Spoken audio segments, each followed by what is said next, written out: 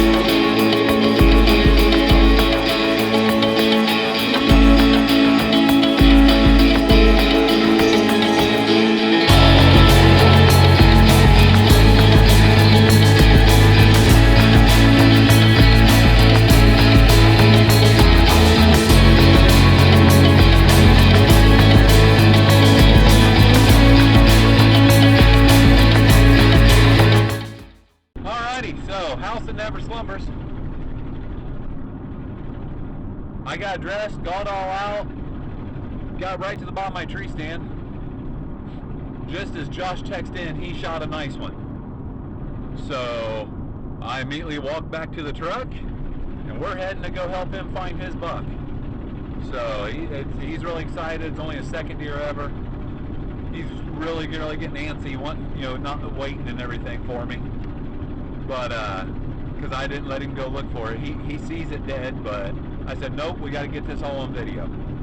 So I'm driving, really excited about what I saw in the woods. I'm going to go hunt tomorrow morning. Fresh scrapes, big rubs. So we're going to be back out there in the morning. But I will happily get down to go help out my son-in-law. So Champ is still out in the woods. We just need him to get one tonight too, because that would just be an amazing double, Lord. But this is why we enjoy God's world.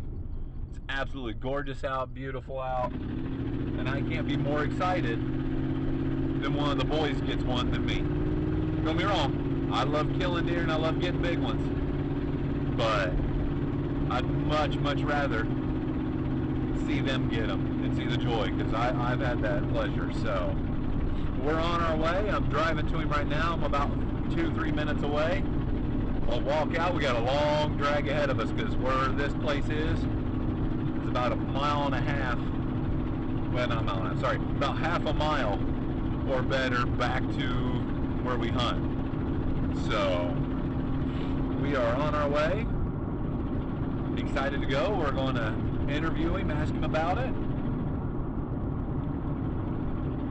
We'll do the recovery. So stick with us. House that never slumbers.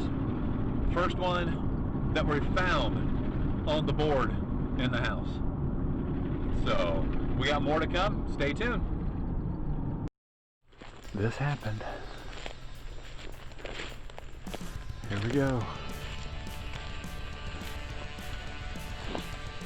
This is why we need a deer cart.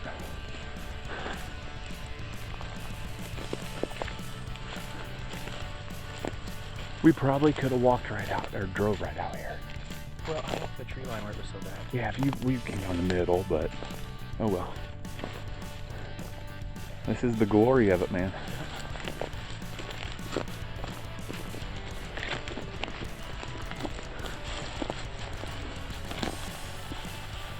Just imagine if you hunted on the public ground and had to drag it. I would be bringing your cart.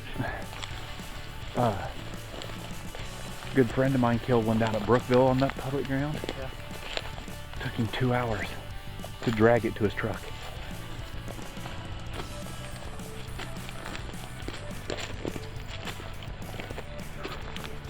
Man, I need to quit today. I had the recovery and interview all on video, but unfortunately the camera messed up. But Josh was explaining that he was sitting in the stand where I shot the buck during bow season, and he was just sitting there not expecting much to happen because it was still 3 hours before, sunset. and he looked up, and all of a sudden this buck was standing about 80 yards away. He didn't have time to stand up and get turned to get a shot, so he just kind of had to swing his legs off the side of the stand, lean up against the tree, settle his 308, and he made a really, really good shot. The deer ended up only going about 50, 60 yards. My assumption is the deer was bedded up by the pond, just like Dagger was, that Champ encountered, like a lot of deer do there. So he made a really, really good shot. He was really excited. Wish I could have got it on, a camera that worked really well. This year should do a lot better.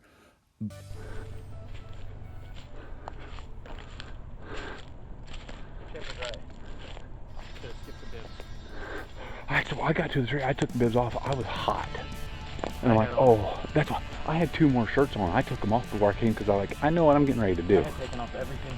Yeah. Down to my sweatshirt. I had my bibs down around my waist. Did Faison tell you how to shoot now? Huh? I had both my legs hanging off the right side of the stand. Did you? Oh, you weren't standing? No. Because after holding it so long, my arms were so tired. I sat, swung this leg all the way over. This one I put on the tree, and leaned against the tree. There you go. Well, that's one thing we need to look when we get him up in the truck is where that other bullet is. Josh got out there. He was hunting at the spot where, I hit that buck earlier. It's where Champ had the encounter with that giant buck that we called Dagger. We got out real early, about 3.5 hours before sunset. He didn't really expect to see much, just kind of got out there, sitting down, taking our time. He's right there in that stand, like I said, where I shot that buck. And all of a sudden he turns and looks up. That buck comes out of the thicket off the pond and is standing about 100 yards away. So Josh couldn't even get stood up or anything, as he talks about there in the video. He had to kind of swing his legs off the side, using a nice 308, rifle and stuff. Made a great shot. Deer didn't run about 30, 40 yards, was piled up. The only problem with that spot is, as you saw in the video, it's about a half a mile back. So it's pretty hard to get there. Little muddy. Usually if the ground was solid, we just drive right on out to it. So, but yeah, so just, it was a great hunt. Happy for him. He was excited. Hopefully, he talked this year, he's starting to get a little bit more picky. But, when you're new and starting out, that deer comes out, that nice 8-point. We've all succumbed to it. It's like, we all got that ground shrinkage sometimes where it's not as big as we thought, but it's still a blessing that God gave us, and we just need to be happy with it. So, just want to say congratulations to him. And I think next we're going into another one of my hunts that I had during gun season. So, hope you enjoy. Clock here.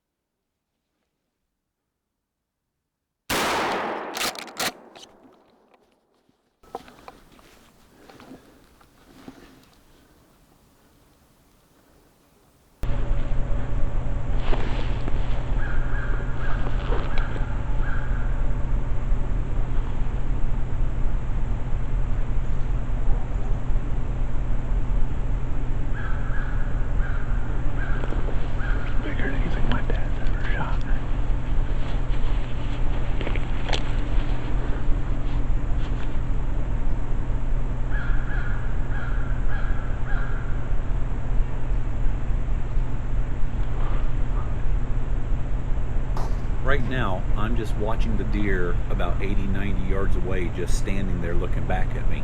I'm just expecting him to drop at any moment because it felt like a good shot, you know, right there close in archery range. The deer finally just kind of walks off up into the woods like nothing had happened. And I was just sitting there just baffled. How in the world did that deer not fall within sight?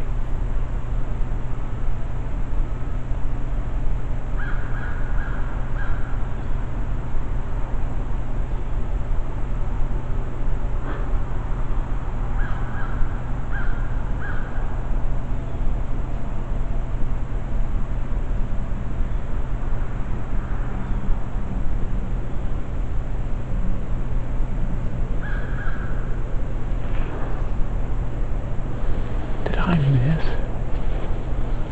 a 30-yard shot with a shotgun?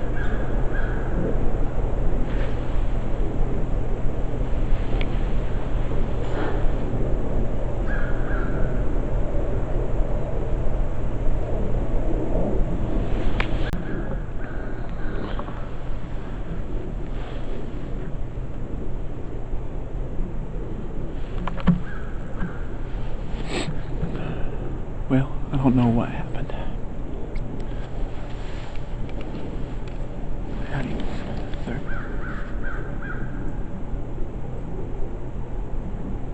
And we were on him.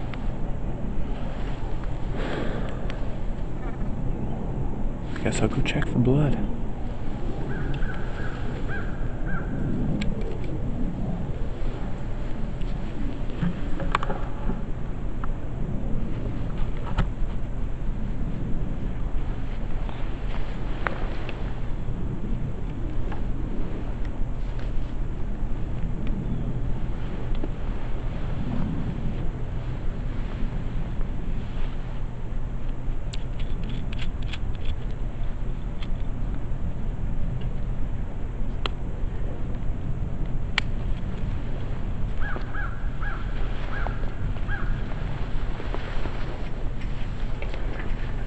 I get down, go check for blood, none.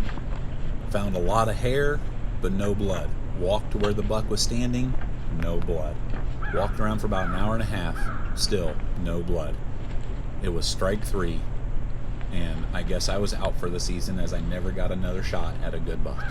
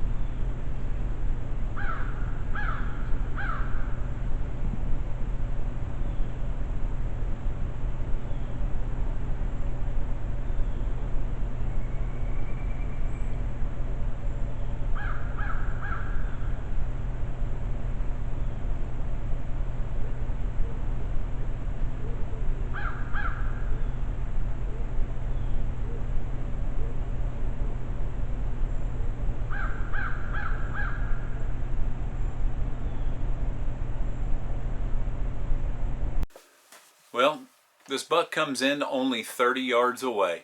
Makes a scrape right in front of me. I mean, it's not a giant by any means, but it's a deer I'll happily take. You know, my dad was a gun hunter, and it was about meat. I mean, you know, putting food on the table. You know, he didn't care what size it was. Didn't care about really much of anything. So as long as it was a deer, you know, if it's brown, it's down. So I kind of was hunting with the same thought process of him that day. But what's going on, and I watched for a long time after. The deer ran off about 50 yards and just kind of stopped and looked back at me. And I was like, you gotta be kidding me. I couldn't miss, at 30 yards.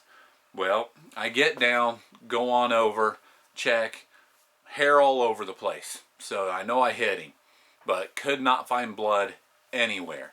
And it's a 12 gauge shotgun at 30 yards. I mean, if I hit him, there should have been blood, in a lot of places. So, no blood anywhere. The way the deer just walked off nonchalant, I come to the conclusion I must have just taken the hair, off of his chest, because there was some white and brown hair mixed. Then later on, actually in February, I got pictures in the same woods of some bucks, and one looked just like him, and wouldn't you know it, there was some hair missing on his chest. So that's exactly what happened in this hunt.